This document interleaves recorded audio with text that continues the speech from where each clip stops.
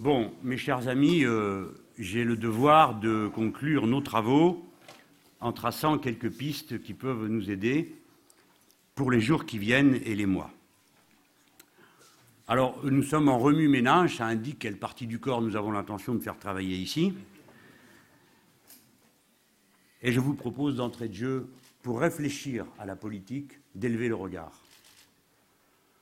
Commençons par ce qui nous implique, tous, comme êtres humains.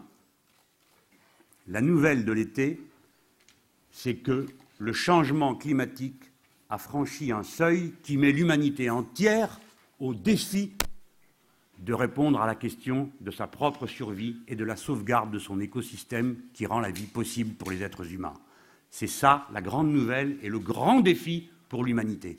Celui que nous ne pourrons pas éviter, quelles que soient nos opinions politiques, quelles que soient nos religions ou notre absence de religion. Et ce qui s'est passé au Pakistan, ce qui s'est passé en Russie cet été, tout cela est de mauvais augure.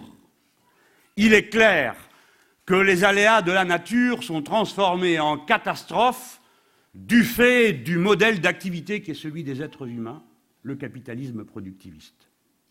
Ce que nous avons à dire à ceux qui nous entourent, c'est que si nous condamnons ce système, ce n'est pas seulement pour les raisons morales que nous avions hier de le faire, parce qu'il est injuste, parce qu'il accumule, parce qu'il méprise l'humanité, parce qu'il met tout le monde en concurrence. Nous avons une raison supplémentaire qui nous permet d'interpeller toutes les consciences, quelles que soient les opinions qui jusque-là avaient été professées par elles. Il s'agit de sauvegarder l'écosystème humain et de trouver les réponses concrètes qui permettent de le faire. Le capitalisme est un système qui ne marche pas. Et la démonstration, vous l'avez non seulement en Russie, vous l'avez au Pakistan, mais vous l'avez aujourd'hui même dans le golfe du Mexique, où vous voyez la première puissance du monde et l'une des industries les plus avancées, celle du pétrole, incapable de reboucher un trou qu'ils ont su déboucher pour sucer des dollars. Incapable. Toute l'énergie du système, comme le décrit si bien notre camarade Jacques Généreux, et qu'il va détailler avec le talent qu'on lui connaît dans le livre qu'il va éditer au mois d'octobre prochain, qui s'appelle La Grande Régression. Toute l'énergie du système, toute sa dynamique a inversé les moyens dont les êtres humains disposaient et les retourne contre eux. Et donc, il faut d'autres solutions, en grand et en petit. Alors, à cet instant, vous pourriez craindre la démonstration à Bac+15 dont il arrive qu'on se régale entre nous dans nos réunions. Non. Je vous propose une allégorie pour faire réfléchir autour de vous. Je ne vous cache pas que c'est François Delapierre qui me l'a livré hier, et on en a bien ri.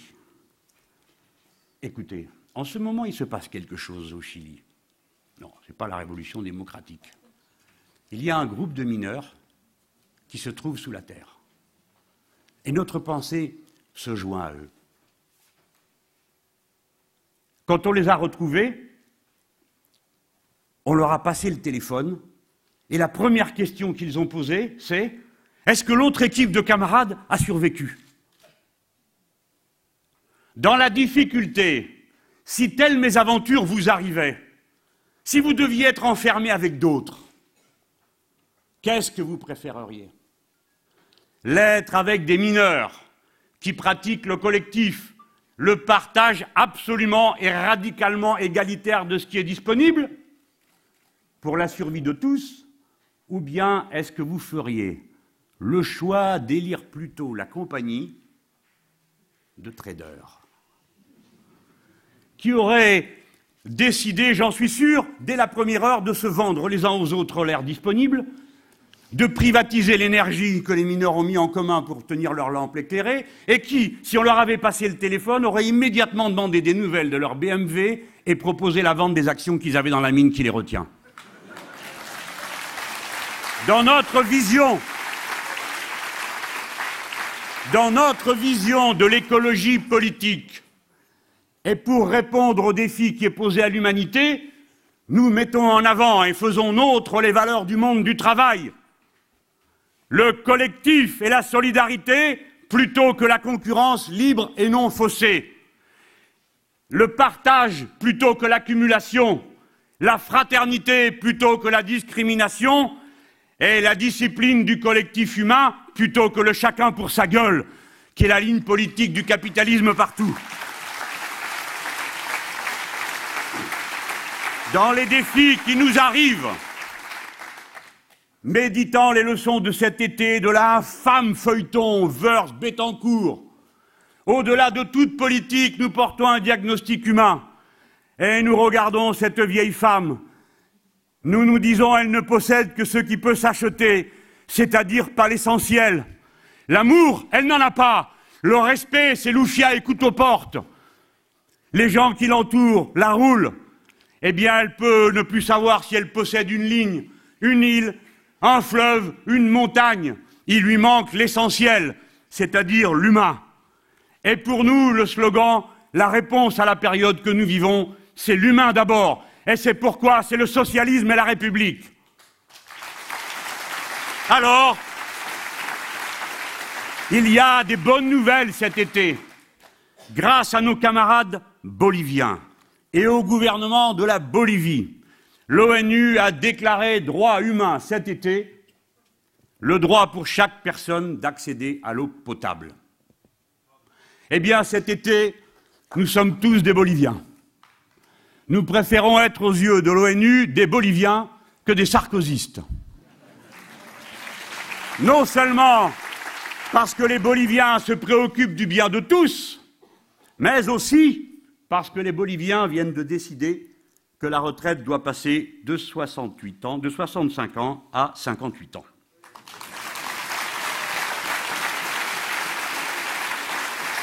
Dans nos solidarités, avant de penser à nous, je veux adresser au peuple grec, martyr successivement de la droite qui les a pillés et saccagé leur pays, puis des banques qui les vampirisent, et enfin du FMI qui les opprime, dirigés par des chefs de pacotille qui ont pour leur honte le titre de président de l'Internationale socialiste et qui les condamnent à subir la loi des banques sans oser un seul jour protester ni appeler à la rescousse les travailleurs et les gouvernements du monde entier, à commencer par ceux qui sont dirigés par d'autres socialistes.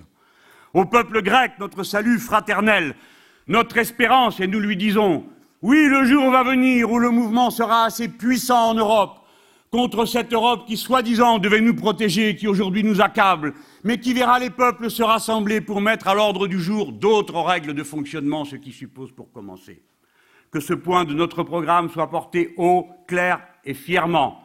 Il faut sortir du traité de Lisbonne, comme en a disposé le peuple français en 2005.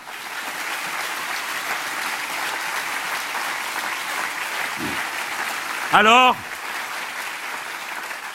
puisqu'il s'agit de mobilisation et de remerciements, un grand merci aux militants des syndicats de notre pays et aux militants politiques qui les ont aidés, qui tout l'été ont continué à aller de l'un à l'autre, proposer, rassembler, motiver.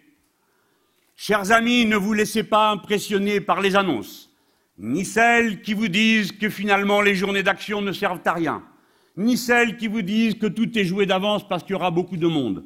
Préparez avec sérieux la mobilisation du 7, à pied, à cheval, en bicyclette, tout le monde dans la rue. Les voisins, les cousins, un par un, aller chercher tout le monde. Il faut que nous créions le plus grand rapport de force que ce pays a jamais vu sur une question sociale parce qu'elle engage notre vision de la société. Oui, nous voulons la retraite à 60 ans, c'est possible, sans augmentation des annuités de cotisation et à taux plein. C'est possible, la patrie républicaine des Français peut le payer, le pays est riche, il n'a jamais été aussi riche de son histoire, tout repose sur une question de partage. Nous le voulons et si nous osons, nous l'aurons.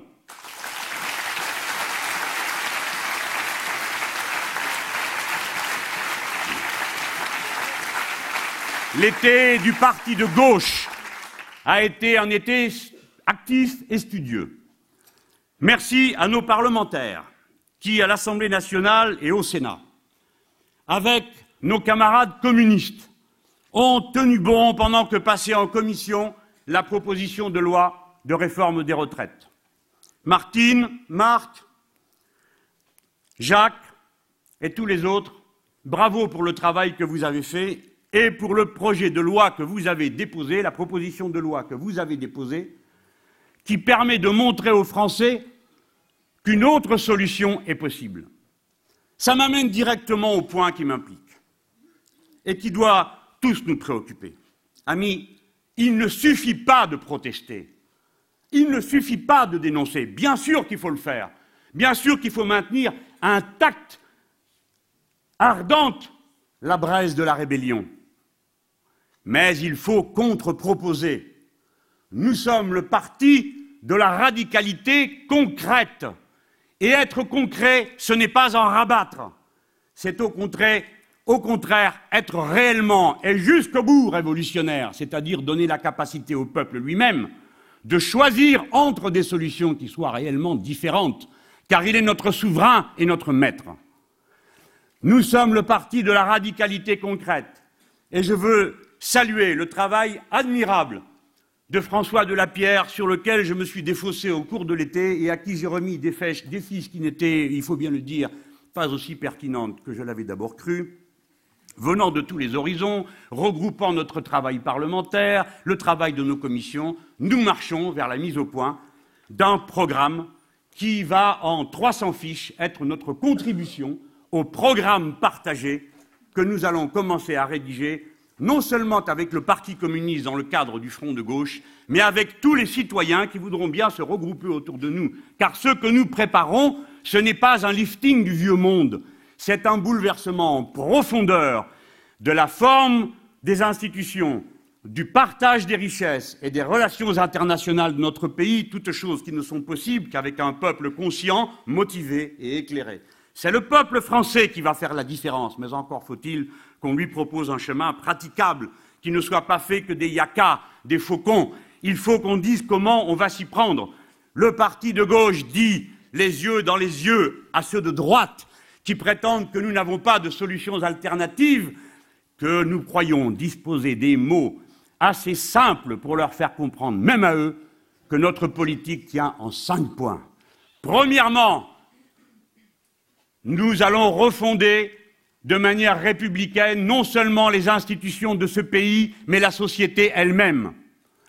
C'est-à-dire que la révolution citoyenne dans notre pays commencera, comme ça a été le cas de nos frères en Amérique latine, par une constituante. Deuxièmement, que notre programme est entièrement financé par le nouveau partage des richesses que nous proposons au pays, qui consiste par faire une opération de récupération sociale massive qui vise à remettre dans les caisses du bien commun les 10 points qui sont sortis de la richesse nationale des poches du travail pour aller à celles du capital, c'est-à-dire 195 milliards par an. De l'argent, il y en a. De l'argent, il y en a pour remettre en route la machine à faire du bonheur qui s'appelle les services publics et qui s'appelle la vie douce. Troisièmement, nous serons ceux qui proposent la planification écologique plutôt que la planification de la main invisible du marché. Nous pensons qu'il faut réorganiser de fond en comble les finalités de la production autant que leur mode d'exécution. Quatrièmement, nous proposons de sortir du traité de Lisbonne et pour le faire, nous proposons de consulter le peuple français lui-même. Enfin, nous proposons de construire une autre paix dans le monde, c'est-à-dire de cesser d'être la roue de secours des aventures de l'Empire nord-américain, de sortir de l'OTAN et de se retirer de l'Afghanistan, de s'appuyer sur les pays émergents. Vous voyez, camarades, amis, nous n'avons peur de rien. Si les circonstances faisaient que nous ayons à nous occuper du pays dès demain matin, nous saurions quoi faire. Et ceux qui ne savent pas faire, ceux à qui nous répétons depuis des mois qu'on peut faire la retraite à 60 ans, qu'on peut la faire sans augmentation des durées de cotisation et à taux plein, s'ils ne savent pas le faire, alors nous avons une réponse, allez-vous-en, nous on sait le faire.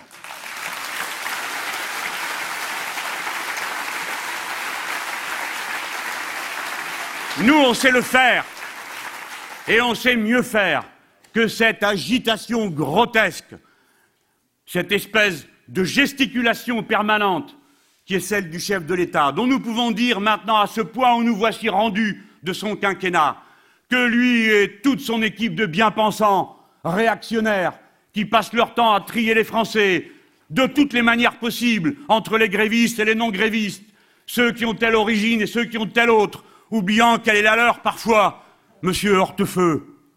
Si la France n'accueillait pas ceux qui veulent la rejoindre et intégrer sans discussion ni condition, dès qu'on est français, c'est pour toujours, pour le meilleur et pour le pire, alors son copain ne serait pas président de la République. Hier, mes camarades, vous m'avez donné une occasion magique de renouer avec le goût des petits bonheurs simples et de la vie douce. Je suis allé à la Villeneuve. La Villeneuve, mes amis, c'est une magnifique utopie concrète. Hubert Dubedou avait raison, et les équipes de gauche qui ont fait vivre ce projet. Oui, nous aimons les quartiers où il n'y a pas de bagnole. Oui, nous aimons les écoles sans barrière. Oui, nous aimons la vie tous ensemble. Oui, nous sommes capables de la faire. C'est vous qui avez tout gâché, tout cassé, tout démoli.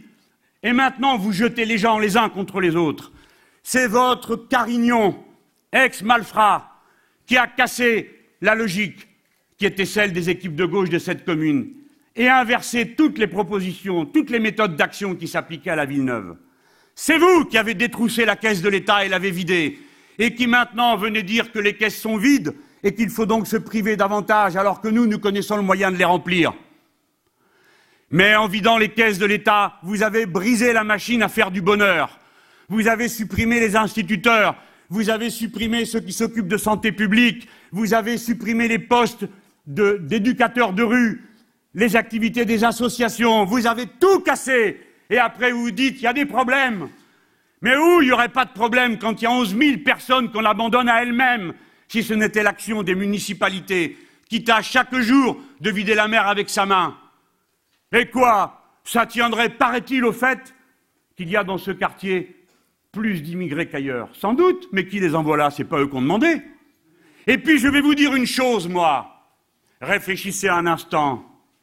Si je vous envoyais sur l'île de Madame Bettencourt, les 3 premiers seraient ravis, et du 5e au 10e également.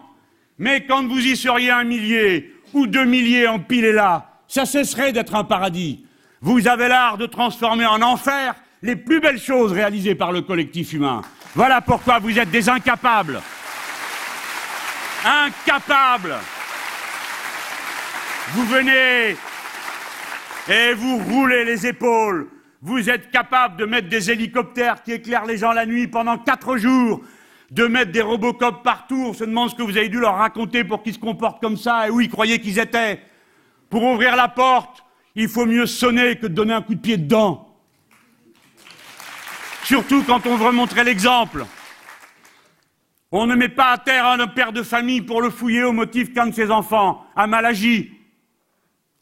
Il faut respecter les gens, si vous voulez qu'eux-mêmes se respectent entre eux. Vous êtes des sauvages et des barbares. Vous êtes capables de faire tout ça. Et vous êtes incapables d'avoir une petite unité de police de proximité qui empêche les petits crétins de faire du rodéo en roue arrière toute la soirée. Voilà, vous mélangez tout. Écoutez bien les solutions. On est tellement intelligents qu'on les a trouvées. Et on va vous les dire. La réponse à l'incivilité, c'est pas d'envoyer les jeunes à l'armée, parce que ceux qui y sont passés savent qu'on n'y est pas toujours très poli, parce que c'est pas le lieu pour ça. La réponse à l'incivilité, c'est l'éducation. Vous comprenez? Nous éduquons nos gosses. Et quand on n'y arrive pas, c'est parce qu'on ne sait pas comment faire, pas parce qu'on ne veut pas. Et donc on doit être aidé, il n'est d'être humain qui n'ait le souci de sa dignité et de celle de ses enfants. Aucun qui ne veuille que la génération suivante vive mieux que soi-même. Pourquoi croyez-vous que les nôtres à la Villeneuve veuillent autre chose? Pourquoi? Vous mélangez tout, mais vous mélangez tout avec un but. qu'on ne vous regarde pas de trop près.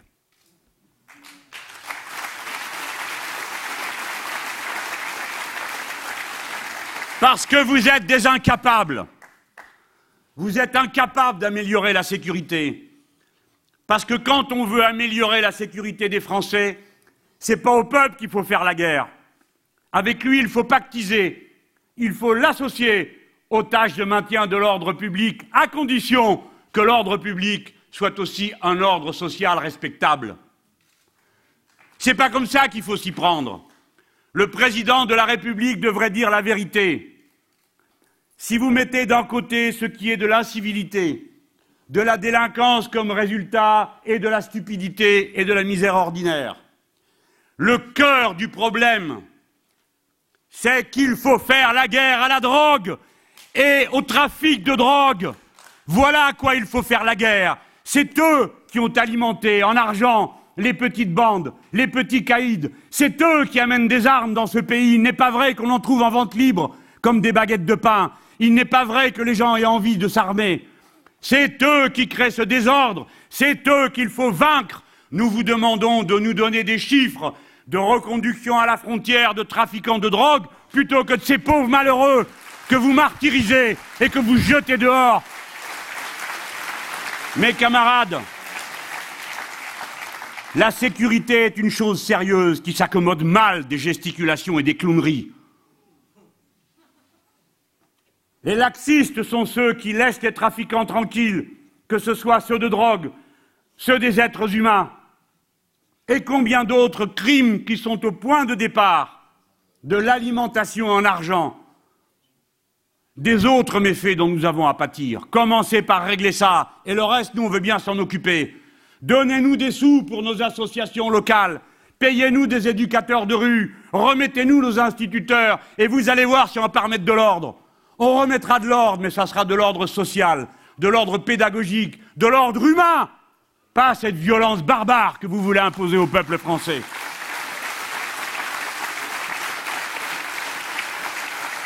Et si vous voulez à tout prix aller faire des contrôles fiscaux sur les grosses voitures, eh ben je vais vous dire, c'est pas celle des nomades qu'il faut aller guetter. Allez dans le quartier, c'est pas très difficile, monsieur Sarkozy, vous avez qu'à monter en hélicoptère, vous les verrez passer de temps à autre. Allez voir les grosses voitures qui viennent là toutes les semaines, et pas qu'à la Villeneuve, dans combien de quartiers de France? Et comment ça se fait qu'ils sont toujours là? Et qu'on a tous l'impression que personne ne les embête, ceux-là. Voilà où nous en sommes. Vous êtes des incapables, des bons à rien. Et votre manière de nous parler avec vos grands airs, cette façon, la bien-pensance réactionnaire, vous nous horripilez en plus de nous humilier. Vous nous énervez, vous nous agacez, on vous a assez vu, ça suffit. Ça suffit.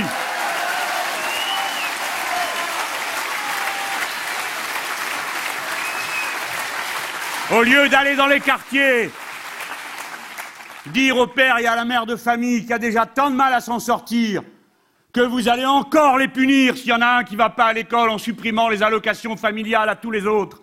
Allez plutôt dire aux gens, je suis de votre côté, je viens à votre aide, pas en vous envoyant des hélicoptères, mais en envoyant les moyens qui permettent de vivre une vie digne. Voilà la solution pour les questions de sécurité.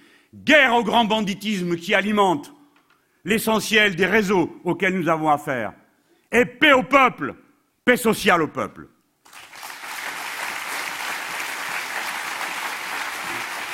Bon. Il faut sortir le pays de l'impasse, les amis, c'est pas eux qui vont le faire. Alors, comment on va faire? D'abord, premièrement, il ne faut pas se focaliser sur 2012. 2012, c'est la trappe gogo. Pendant qu'on parle de ça, on ne parle pas du reste.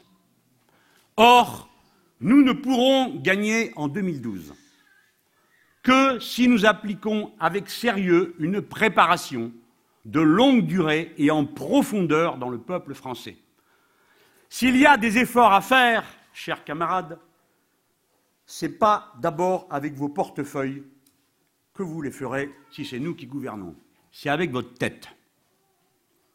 Il faut réfléchir, comprendre, s'instruire, s'éclairer, se rapprocher des militants politiques et syndicaux pour comprendre ce qui se passe, de sorte à pouvoir y trouver sa place, car il n'y a pas de plus grand bonheur que celui d'agir justement et à bon escient.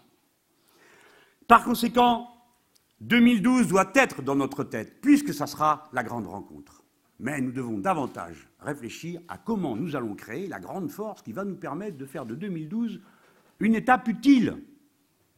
Mes amis, vous ne voudriez tout de même pas qu'après s'être donné tous ces efforts et qu'on parvienne à gagner la gauche, on se retrouve avec un Papa Andréou. Non. Comment dois-je comprendre, si j'en crois les sondages, que la réponse à tous ceux dont je viens de parler, et combien d'autres choses, ce serait d'appliquer la politique du FMI à la France?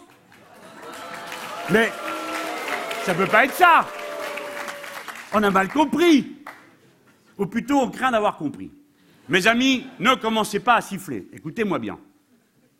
Il faut discuter et convaincre sans casser la baraque. Ne donnez pas la possibilité à la droite de venir agiter un petit bâton au milieu de vous pour vous exciter les uns contre les autres. Mais il faut parler franchement. Car, vu ce que nous avons à faire, il faut une mobilisation sans précédent. Je le dis à mes camarades socialistes, puisque c'est eux qui ont l'honneur aujourd'hui d'être portés en tête dans les sondages, et qui ont donc, de ce fait, les plus grandes responsabilités, car vous savez que plus on est important, plus on est responsable. Ce n'est pas le contraire. Des fois, on a eu l'impression que c'était le contraire, c'est-à-dire que plus j'étais important, plus j'étais irresponsable. Non, plus on est important, plus on est responsable. Et donc, il ne faut pas dire rien sur la retraite à 60 ans ou dire qu'on est d'accord pour l'augmentation du nombre d'années de cotisation, parce que ça rend service aux autres. Ça prouve donc, ça a l'air de dire qu'ils ont raison. Et puis, deuxièmement, on nous dit qu'il faudra faire des efforts. Oui, ça c'est vrai. Mais qui c'est qui va les faire? C'est toute la question. Parce que nous, on n'en peut plus. Voilà ce que disent les gens. Il y a déjà 8 millions de pauvres. Qu'est-ce que vous voulez qu'on leur prenne? Donc, on va prendre aux autres. Ça tombe bien, ils ont beaucoup. Mes amis, si l'État est en déficit, ce n'est pas parce qu'on dépense trop, mais parce qu'on ne prend pas assez. Ils ont volontairement appauvri l'État. Regardez les suites de chiffres qui montrent quand se creuse le déficit public. Toujours sous la droite. Toujours sous la droite. Le seul procès qu'ils ont fait une fois à la gauche, c'était le procès inverse. On reprochait à Jospin d'avoir fait une cagnotte. Mais c'est qu'on aimerait avoir une cagnotte aujourd'hui. D'ailleurs, on en a une sur les retraites, je vous signale. Et on aimerait bien que son usage soit réservé à celui qui était prévu et pas à un autre. C'est eux qui ont appauvri l'État. N'allez pas chercher, comme des fous, où est l'argent? Alors on lui dit, monsieur Mélenchon, avec quoi vous payez? Mais c'est facile comme tout. C'est le plus facile du programme. Le plus difficile après, c'est de trouver la bonne idée, le bon usage. Mais c'est facile. Allez, tenez, vous voulez 30 milliards? Eh ben, vous abrogez tous les avantages fiscaux qui ont été consentis aux tranches supérieures de l'impôt depuis 2002. C'est pas très loin à trouver. 30 milliards. Il vous manque combien cette année, vous avez dit? 10 milliards. Facile. Abroger l'amendement Copé qui dispense de taxation des plus-values les ventes des succursales des entreprises. Ça a coûté 12 milliards l'année dernière au fisc. C'est pas dur de trouver de l'argent. Ben, il faut aller chercher là où il est. Pardon de vous sembler peut-être un peu simple, hein, mais les idées simples, ça a du bon, ça mobilise. Ça mobilise et il faut que ça le fasse. Nous devons convaincre par le sérieux des propositions et par l'action. Regardez comme le calendrier nous permet de bien travailler. Il y a dorénavant un jour J en France de l'histoire politique. C'est le 7 septembre. Parce que ce jour-là, nous avons un concentré de politique républicaine. Arrive devant le Sénat la énième loi sécurité-immigration. Alors, je ne sais pas qui ça peut encore attraper dans le pays, mais je vais dire aux braves gens qui se disent « Ah, quand même, faut en mettre un bon coup. » Toujours d'accord pour mettre un bon coup aux voisins. Hein. rarement pour le recevoir soi-même. Et des fois, on le mérite, hein, parmi ceux qui réclament des bons coups pour les autres. Bon. Je veux dire à ces gens, écoutez, peut-être, mais regardons ce qu'on nous propose. Mais nous vous signalons qu'on doit en être à la cadence de 1 à 2 lois par an depuis 2002. Et en moyenne, des fois, c'est un peu supérieur. Et savez-vous quoi? Jamais personne n'a fait le moindre bilan des résultats des précédentes lois. Donc on vote, on ne sait pas pourquoi, ni pour quel résultat. Et on vote encore, et encore, et encore. Comme ces textes passent au Sénat, je voudrais dire que cette fois-ci, je suis d'accord avec M. Raffarin. Je veux croire qu'il n'y a pas de majorité au Sénat pour voter une loi pareille. En particulier sur la question de la nationalité. Je veux être aussi solennel qu'on peut l'être, étant moi aussi un enfant d'immigrés. Le peuple français est un et indivisible. Ce n'est pas une question seulement d'affection, c'est une question de logique et de cohérence politique républicaine. La République, c'est la chose commune. La loi s'applique à tous parce qu'elle est votée par tous. Et le tous en question désigne les citoyens de nationalité française. Français un jour, Français toujours. Vous ne me ferez pas retourner dans les manifestations patriotiques comme y allaient mon grand-père et ma mère, tellement ils avaient peur qu'on leur retire la carte d'identité parce que le maréchal Pétain avait décidé qu'on la retirerait à tous ceux qui étaient naturalisés depuis moins de 10 ans. Vous ne nous obligerez pas à cette abjection. La France est à nous, c'est notre patrie, elle est en commun et nous travaillons pour son bien. Je dis aux jeunes Français, ces gens ont commencé à démantibuler la nationalité. Aujourd'hui, ils vous mettent en avant des crimes abominables en faisant semblant et en vous cachant que déjà la loi prévoit des circonstances aggravantes pour ceux qui agressent des dépositaires de l'autorité publique et qu'il n'en faut pas plus. Aujourd'hui, ils prennent ce prétexte, et demain on en mettra un autre, et après encore un autre, et après encore un autre, et vous avez déjà un député de l'UMP qui dit « on ne peut pas hiérarchiser entre les délits ». Tous ceux qui sont d'origine étrangère relèvent d'une déchéance de la nationalité française s'ils commettent une quelconque infraction. Attention, on met le doigt dans quelque chose de terrible. Après qu'on ait opposé les gens entre eux suivant leurs conditions et leurs fortunes, voilà qu'on les opposerait d'une manière brutale, infâme, à une opposition d'après leurs origines. Il nous faudrait avoir honte de nos grands-pères, de nos grands-mères, si courageux. Nous tous ici dans cette salle, vous tous, vous êtes des enfants d'immigrés. Chaque famille a un grand-parent sur 4. Et celui qui est venu était un courageux. Il venait pour les siens. Il a peiné, il a souffert. Et il a élevé les siens. J'ai devant moi mon ami Raouf qui hier me faisait le guide dans le quartier de la Villeneuve. Lui et moi, nous avons une Méditerranée en commun. Et la nationalité française. Alors lui, il est plus français que moi parce que lui, il est né là. Et puis il a été à l'école primaire, à la secondaire, etc. Tandis que moi, j'étais pas là. Vous voyez, Monsieur Sarkozy, attention, votre papa aussi, il est arrivé. J'espère qu'il n'y aura pas de majorité. Stop, ça suffit. Et puis nous avons le 7 septembre, le même jour, la loi sur les retraites, qui commence. Et le 7 septembre, nous sommes appelés à manifester. Dans cet espace, la loi sécurité-immigration est précédée d'une mobilisation de masse qui aura lieu le 4 septembre. Je vous appelle, camarades, à vous organiser de façon méthodique. Il va falloir beaucoup marcher au mois de septembre.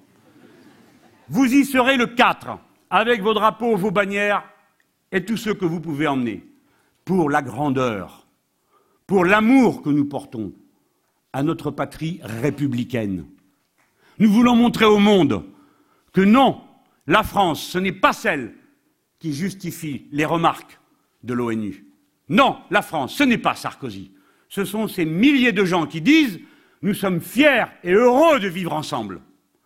Et celui qui tombe, oui, nous sommes pour qu'il soit sanctionné, mais nous gardons au cœur ce qui est la raison d'être de l'idée même de la sanction dans le régime républicain, jusque dans la prison.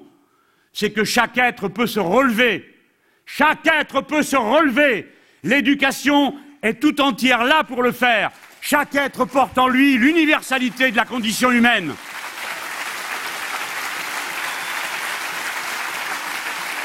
C'est pas la peine d'aller faire des bondieuseries. Monsieur le chanoine de Latran, président de la République française, pour ensuite vous comporter d'une manière si peu conforme aux principes que vous vouliez infliger de force aux Français naguère. Voilà un calendrier qui va nous aider à mobiliser, à faire comprendre, à rassembler la force dont le pays a besoin pour savoir ce qu'elle a à faire. Mais nous, on a une tâche aussi, mes amis. On ne peut pas être là, soit à ergoter, nous ne voulons pas de journée d'action parce que ça n'est pas suffisant. Je ne discute pas ça, moi. Moi, j'ai décidé, je crois qu'on est tous d'accord, on suit les syndicats. Ce sont nos syndicats, on est syndiqués nous-mêmes. Qu'est-ce qu'ils nous racontent? Les syndicats font, j'en suis certain, le mieux de ce qu'ils peuvent. Et ce n'est pas facile dans la période que nous vivons. Vous le savez bien, de mobiliser, de perdre une journée de travail. Combien vont poser une journée de congé ce jour-là? Je le sais bien. Mais ils seront dans la rue, j'espère. Mais nous avons, nous aussi, à faire une proposition qui permette d'améliorer le rapport de force, d'améliorer ce qui est dans les consciences, nous, dans le champ politique. Voici ce que j'ai à dire. La retraite à 60 ans, non, Monsieur Sarkozy, ce n'est pas le fait de François Mitterrand. Bien sûr, c'est lui qui l'a fait voter. Et c'est le programme commun qui l'a permis. Si je vous parle du programme commun, c'est parce que quand on a voté le programme commun en 1981, mes amis, mes camarades, ça faisait 9 ans qu'on se pelait avec la droite sur ce qu'il y avait dedans. Par conséquent, personne ne peut dire les gens ont voté, ils ne savaient pas ce qu'il y avait dedans. Ah ben non, celui qui ne savait pas, c'est que vraiment, il le faisait exprès. Il y avait que les chars allaient arriver en 48 heures de Moscou à Paris. Il y avait qu'on allait partager tous les pavillons et les voitures de chaque personne, qu'on allait confisquer les frigos. Enfin, la droite expliquait, hein. Ils expliquaient bien, hein. Ça n'a pas convaincu. Et c'est nous qui l'avons emporté, qui disons il y a la retraite à 60 ans, il y a l'abolition de la peine de mort, il y a etc., etc., etc. Ça, les Français ont choisi, ils savaient. Donc, M. Sarkozy, au point de départ, il y a un vote des Français. Ce que fait un vote, un autre peut le défaire. Heureusement, on est en démocratie, on n'est pas dogmatique. Mais alors, il fallait le dire. Et vous avez dit le contraire au moment où vous avez été candidat. Par conséquent, les gens ont voté en connaissance de cause. Ils ont voté majoritairement pour toutes vos bêtises, dont on paye le prix aujourd'hui. À tout pécheur miséricorde que ceux qui changent d'avis en tirent les conséquences. Mais bon, vous aviez dit le contraire. Donc les gens ont voté en vous croyant. Interview de Nicolas Sarkozy au Monde. Ah, les écrits restent, hein.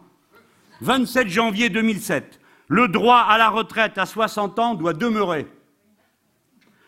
Interrogé sur RTL le 27 avril 2008 sur la perspective de relèvement de l'âge légal, Nicolas Sarkozy a répondu. 2 points, ouvrez les guillemets. J'ai dit que je ne le ferai pas. Je n'en ai pas parlé pendant ma campagne présidentielle.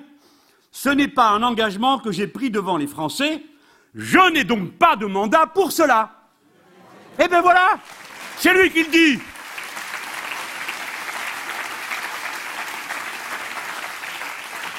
Mais admettons qu'une circonstance exceptionnelle le conduise à faire cette proposition. Mais c'est son droit, c'est son devoir même, comme chef de l'État, de faire une proposition. Mais le problème, c'est que nous ne sommes pas convaincus.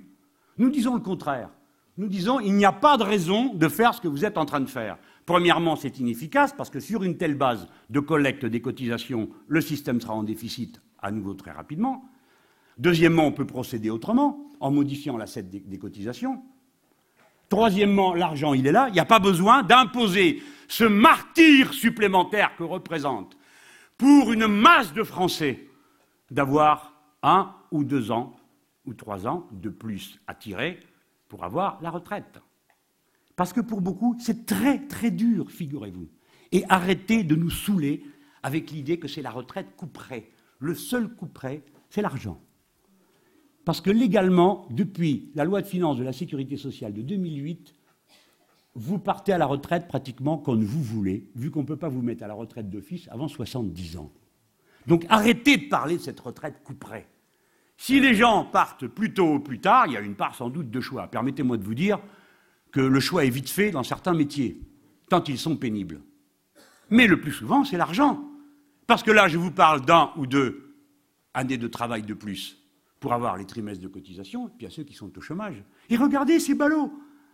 Ils prétendent boucher un trou d'un côté en allongeant l'âge de la retraite et le nombre de cotisations, le creusent de l'autre, parce que les gens, eh bien, ils sont au chômage. Donc ce que vous ne payez pas en retraite, vous devrez le payer en chômage. C'est absurde. Le compte a déjà été fait, je l'ai déjà présenté, j'ai montré que pour gagner 5 milliards, on allait en prendre 8. C'est gribouille tout ça. On voit bien que ce n'est pas de la comptabilité, c'est de l'idéologie. Bon, mes amis, il y a donc doute. Les syndicats se mobilisent, ils ont fait des démonstrations. Eh bien, nous, en bons républicains, quand il y a doute, on dit il y a une façon simple de savoir. C'est pas compliqué, ne nous obligez pas à aller faire des manifestations, à perdre des journées de travail, dites que c'est déjà assez cher. Il y a une solution simple, on vote. C'est la démocratie, non? C'est facile à faire. D'autant que c'était prévu dans la réforme de la Constitution, la sienne de réforme. La sienne, parce que nous, on aurait mis tout ça par terre. On ferait la 6e République, c'est ça notre but. Mais lui, il a réformé la 5e République et il a mis dedans un référendum d'initiative populaire. Donc on peut. Ah mais non, sa majorité, pas nous, sa majorité, n'a jamais passé dans les lois organiques le mode opératoire de cette disposition constitutionnelle. Donc là, aujourd'hui, on devrait être en train de ramasser des signatures pour organiser le référendum d'initiative populaire et nous oblige à faire des grèves, des manifestations et le reste. Qui c'est qui fiche la pagaille? Qui c'est qui fiche la pagaille?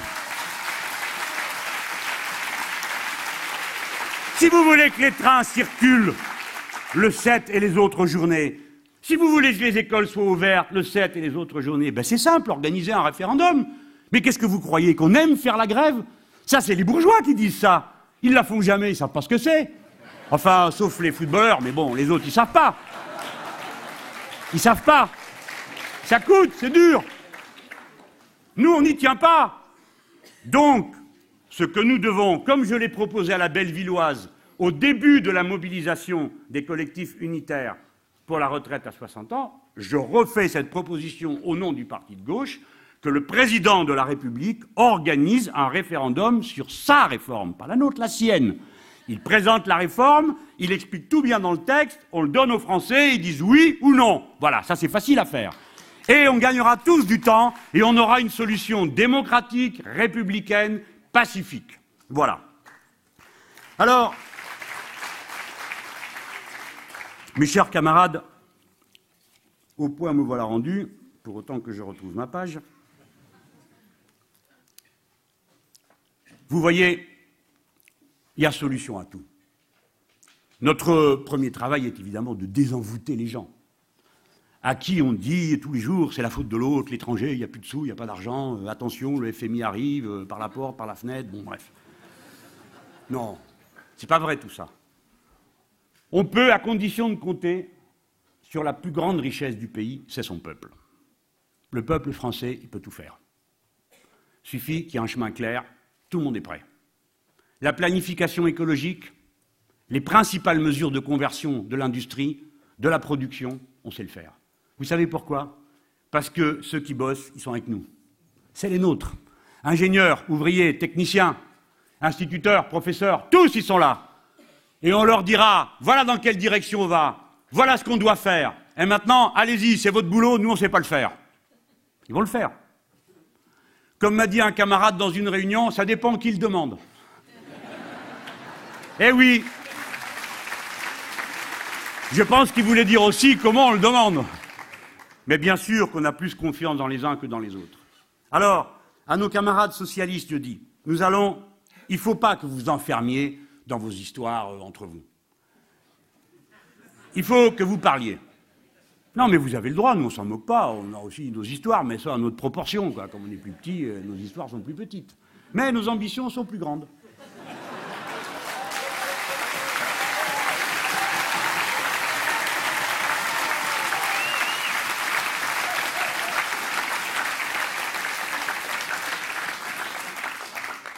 Alors, après avoir fait ce petit trait, saluer toutes les universités d'été qui nous ont invités, et même celles qui ne nous ont pas invités, parce qu'on a le cœur large.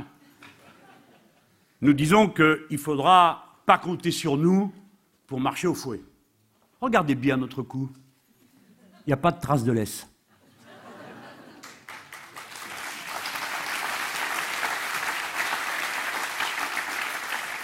Pas question d'avoir pour tout potage à bas Sarkozy, vive le vote utile, pour ensuite se manger du papa Andréou. Pas question. Vous êtes prévenus. Vous ne direz pas qu'on ne vous l'a pas dit. Pas question. Et ce n'est pas une affaire de personne, car toutes les personnes sont respectables. C'est une affaire de programme. Voilà. Oui ou non, vous êtes d'accord pour aller chercher ces foutus 195 milliards qu'on s'est fait prendre? Nous, oui. Mais s'ils nous disent non, ben on leur dit, ben écoutez, tant pis, vous ferez sans nous. Ça se peut bien d'ailleurs qu'ils fassent sans nous. Je ne sais pas ce qu'ils feront, les malheureux, parce qu'ils font que des bêtises. Quand on n'y est pas.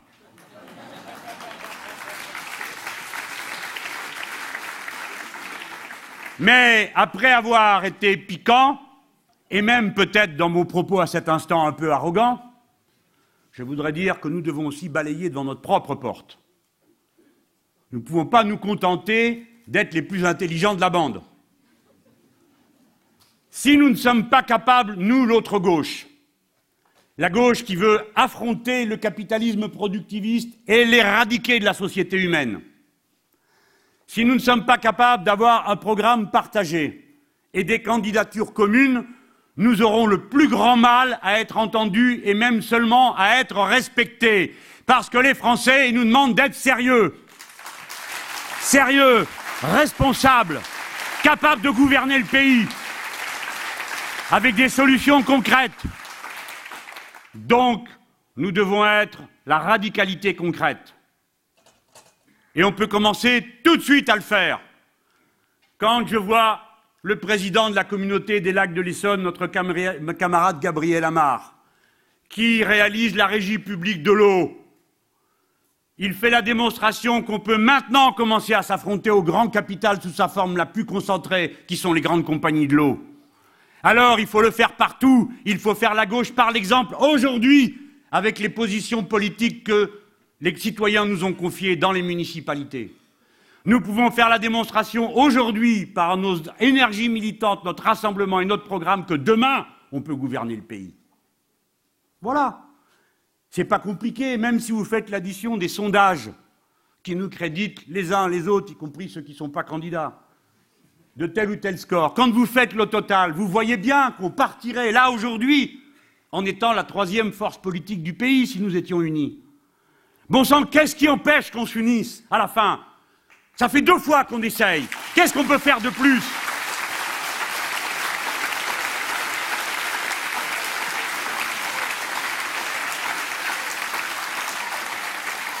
On vous avait dit, au moment de l'élection européenne, que nous étions d'accord sur tout à propos de l'Europe. Tout! Et pourtant, on n'a pas pu s'unir. Aux élections régionales, ce qui nous séparait, c'était ceux qui voulaient aller dans les exécutifs et ceux qui ne voulaient pas y aller. Il y avait une liste de conditions. Nous avons fait la seule réponse sensée qu'il y avait à faire. Rassemblons-nous, faisons notre proposition, et après la victoire, chacun gérera cette victoire comme il le croit le plus utile au peuple et à ses mandants. Certains sont allés dans les exécutifs, d'autres n'y sont pas allés parmi nous, et nous sommes bons amis. Eh bien, faisons pareil pour les élections cantonales. Pour les élections cantonales, pour une raison fort simple. Tout à l'heure, dans mon calendrier, je vous ai montré la manifestation, la mobilisation sociale, je vous ai montré le travail parlementaire. Mais je dis aux gens de droite, ceux du terrain, on vous retrouve au cantonal. Mais oui, il y a une élection générale dans ce pays en mars prochain, dans la moitié des départements. Par conséquent, citoyens, s'il vous est refusé de pouvoir vous exprimer sur les retraites, quelle que soit l'issue du combat, vous pourrez le faire dans les urnes en mars. Et il faudrait que dès le mois de mars, nous ayons réuni le socle qui permet de voir que nous sommes crédibles pour la suite. Et la suite, c'est l'élection présidentielle et l'élection législative. Les élections, oui, les élections. Nous sommes, nous, pour la révolution citoyenne, c'est-à-dire qui mettent en mouvement les citoyens par leur vote. Et nous croyons que le changement n'est durable et ne peut s'ancrer qu'avec des méthodes qui sont celles de la démocratie républicaine. Et la preuve, nous l'avons d'Amérique latine, c'est que les révolutions démocratiques de nos camarades gagnent toutes les élections. Ah, c'est quand même plus confortable que les coups de main armée, non? Alors on va faire comme ça. Et c'est pourquoi le devoir de se rassembler, il n'est pas que tactique, il parle au peuple, il l'entraîne, il est son attente. Et à ce moment-là, oui, nous pourrons avoir une discussion avec les socialistes, programme en face de programme, discussion sérieuse. Nous avons le devoir de nous rassembler. Et le premier rassemblement, il y a déjà une date, c'est la fête de l'humanité. Et ce jour-là, mes camarades, commence un événement qui, bien sûr, comme nous ne sommes pas les premières formations politiques du pays, a peut-être échappé aux observateurs. Ce jour-là commence la discussion d'un programme partagé entre le Parti communiste, le Parti de gauche et les formations qui veulent bien se joindre à la discussion de ce programme. Alors moi, je le dis, à la discussion de ce programme, tout le monde est invité. Venez travailler avec nous, tous, vos comités, vos groupes locaux, nationaux, venez travailler à ce programme de l'autre gauche. Et le mouvement qui nous permettra de faire mûrir ce programme, c'est celui qui nous permettra de rassembler un peuple conscient, parce que demain, vous ne donnerez pas des ordres depuis vos réunions de parti. Il faudra que le peuple tout entier s'y mette, avec son intelligence, sa capacité d'initiative et sa propre dynamique. Bon, ça s'appelle la révolution citoyenne. On va expliquer ça comme il faut.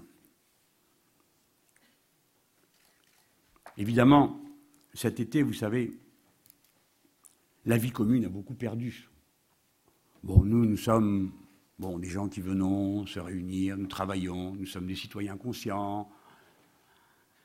Mais combien des nôtres qui sont abasourdis par ce qu'il leur faut déjà passer chaque jour qui passe et se préparer au lendemain avec pour seul fil conducteur d'arriver à survivre. Comme c'est dur de penser pour les autres, ce qui est bien pour tous. Bref, d'être un citoyen, c'est tellement dur. Et cet été, ça a été terrifiant. Parce que le sketch, le feuilleton Woerth-Bettencourt, le résultat est épouvantable. Encore un peu de l'autorité de la chose commune s'est perdu dans cette affaire. Et puis, surtout, le spectacle insensé de cette richesse. Combien de Français découvrent? Vous savez, nous, dans les meetings, souvent, on dit les chiffres, 30 milliards, 10 milliards, mais tout ça, ça dépasse tout le monde. Par exemple, le yacht de Bolloré. Les gens disent « Ah, c'est bien un yacht, c'est un beau bateau. » Ouais. Ça coûte cher quand même. Hein. Le président de la République a commencé son quinquennat là-dedans. Bon, il aime le bateau. Mes amis, ce jour-là, pour faire le plein du bateau, on en a mis pour 6 années de SMIC pour la balade. Ce sont des proportions qui laissent les bras ballants. Et quelque chose travaille notre peuple, que sent bien le philosophe, notre ami Michel Onfray. L'autre jour, il répondait à une interview, il a dit une chose magnifique, je me suis dit, tiens, plutôt que de citer la Boétie, je vais citer Onfray. Onfray est un ami, un intellectuel, on est d'accord, on n'est pas d'accord avec lui, mais il fait bouger les têtes. Et je lui donne raison quand il dit « Il y a certes l'indécence de l'hyper-richesse, mais plus encore, une indécence à constater que la classe politique au pouvoir renonce à lutter contre elle. La richesse n'est pas légitime. L'accumulation n'est pas légitime. Nous avons de rudes propositions. Le salaire maximum, le revenu maximum. Et quand je dis ça, des fois, dans une certaine bonne société, tout le monde s'évanouit. Le revenu maximum, vous n'y pensez pas. Mais bon, souvent ils me font rire. Parce que vous gagnez combien pour que ça vous mette dans cet état-là? Franchement, alors quelqu'un m'a dit « Ah non, non, moi, pas beaucoup. Pas assez. » Ah bah tiens, bien sûr, c'est toujours la même histoire. Hein. Mais quand même, m'a dit l'un qui était plus futé que les autres, il faut laisser la place au rêve. Mais au rêve de quoi? De devenir Madame Bettencourt? C'est un rêve pour qui? C'est un cauchemar, ça. C'est un rêve pour qui? La richesse ostentatoire, la misère de l'isolement, c'est un rêve pour qui? C'est pas notre monde. Ils sont ballots. Après, je leur dis le chiffre. Et vous savez combien de monde ça concerne? Quand on dit pas de revenus supérieurs à 20 fois le revenu médian, plouf, les voilà par terre. Combien de monde ça concerne? Ah, 20 fois, il faudrait un peu plus, monsieur Mélenchon. Ils voient bien qu'ils vont finir par me tomber sous la main. Donc, ils sont sages, ils commencent à discuter.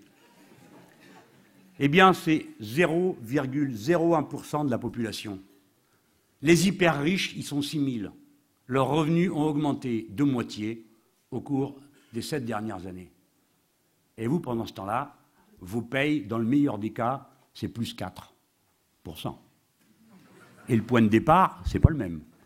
Parce que 4% d'un SMIC ou 4% d'un Bettencourt, nuance. Non, l'hyper-richesse n'est pas légitime. Est prioritaire le progrès humain. Est prioritaire le partage. Avant la concurrence, le collectif. Avant le chacun pour sa gueule, l'amour des autres. Les êtres humains sont semblables. Voilà la base même de la Déclaration des droits de l'homme dont nous faisons une politique. Oui, je crois, je suis sûr, je suis certain que si nous travaillons avec cette force d'enthousiasme qui consiste à dire de toute façon on va y arriver, n'ayez pas peur, on sait le faire, on est assez intelligent pour le faire, nous pouvons entraîner. La révolution citoyenne, pour la décrire, je prends mon mot dans la bouche d'un homme qui avait 24 ans lorsqu'il l'a prononcé. Saint-Just, le grand révolutionnaire. Toute notre révolution tient en un mot. Osons.